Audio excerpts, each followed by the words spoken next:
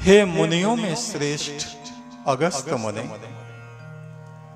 चित्त की शुद्धि ही सबसे मुश्किल कार्य है।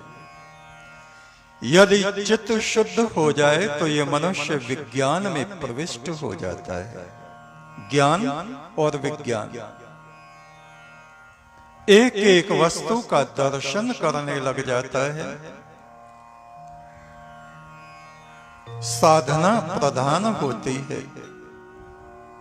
केवल विज्ञान के द्वारा ही ऋषियों ने उस परम ब्रह्म को जाना है, पहचाना है, उस तक पहुंचे हैं। कोई उस परमात्मा की बातें करता रहे, सुनता रहे, करता रहे, सुनता रहे, कहता रहे, सुनता रहे, इससे कुछ होने वाला नहीं।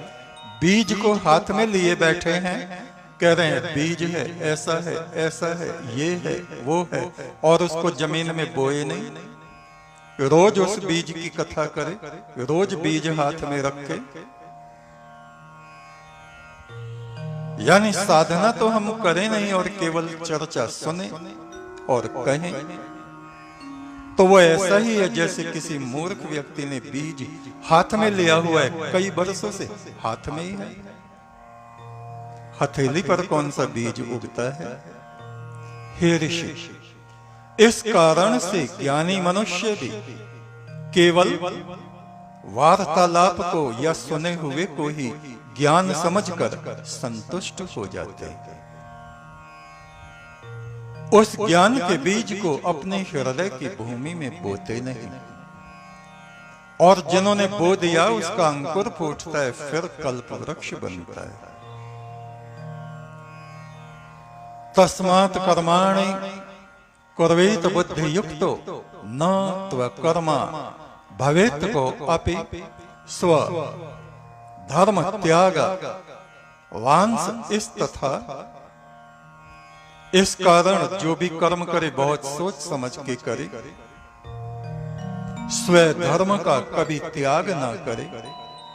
स्व धर्म क्या है? जो अपना कर्तव्य है।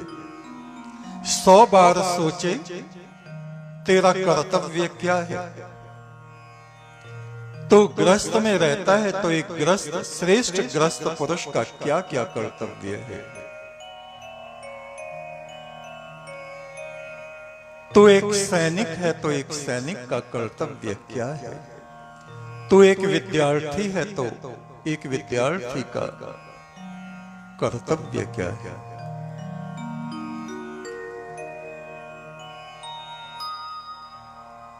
जो अपने कर्तव्य कर्मों को कुशलता पूर्वक, दक्षता पूर्वक कर लेते हैं, वे धर्म आचरण कर रहे हैं ऐसा कहा जाता है। और जो कर्तव्य पालन नहीं करते, वे धर्म से दूर हैं। ज्ञानी पुरुष ऐसा कहते हैं।